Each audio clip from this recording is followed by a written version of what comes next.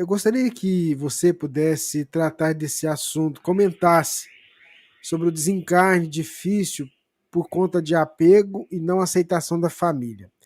Amanhã será 2 anos do desencarne do meu irmão devido a complicações da Covid.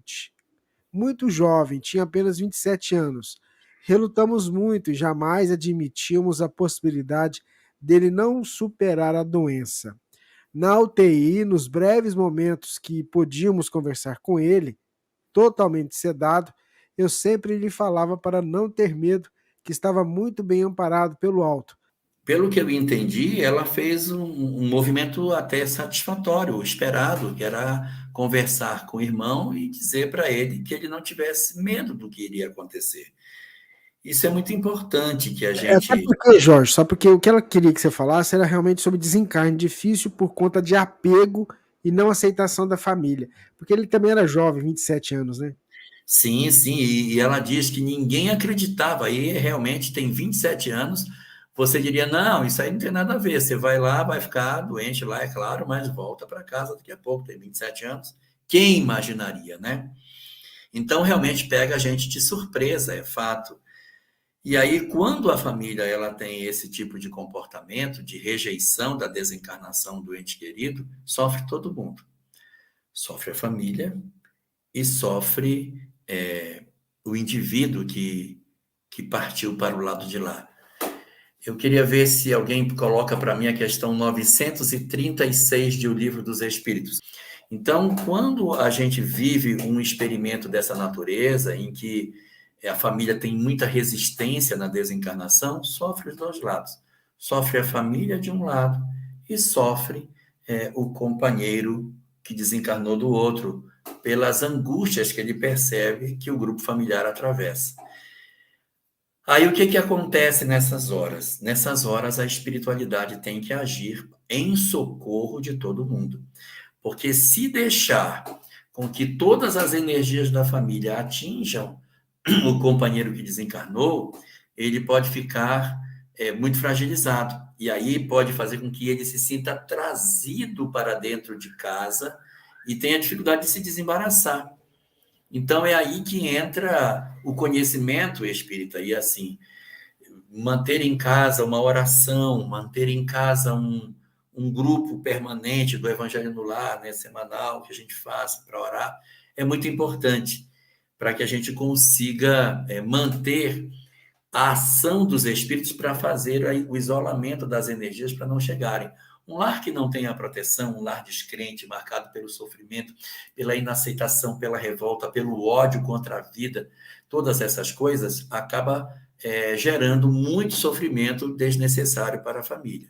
Então, aqui, ó, questão 936 diz: como é que as dores inconsoláveis dos que sobrevivem se refletem nos espíritos que as causam? Então, como é que as dores inconsoláveis daqueles que sobreviveram se refletem nos que partiram?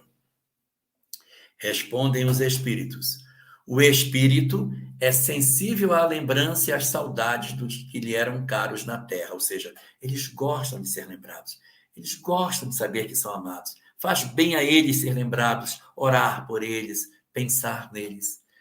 Aí os espíritos continuam: mas uma dor incessante e desarrazoada o toca penosamente, porque nessa dor insensível ele vê falta de fé do futuro e de confiança em Deus. E, por conseguinte, o que, que acontece como consequência? Um obstáculo ao adiantamento dos que o choram e talvez à sua reunião com eles. Então, o apego da família pode perturbá-lo e dificultar com que ele venha com mais frequência ao lar e conviva de maneira mais serena, porque é muito doloroso vir.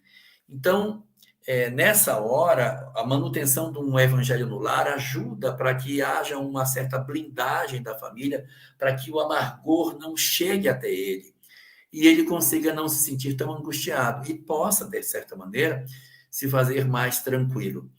E aí vale um diálogo com os familiares, sem querer doutriná-los, sem querer ser o dono da verdade, porque é muito antipático diante da dor de alguém ficar querendo doutrinar, mas sem querer se mostrar como catedrático, mas, quando possível, conversar com sua mãe, que de repente pode ser a pessoa que mais se dói de tudo isso.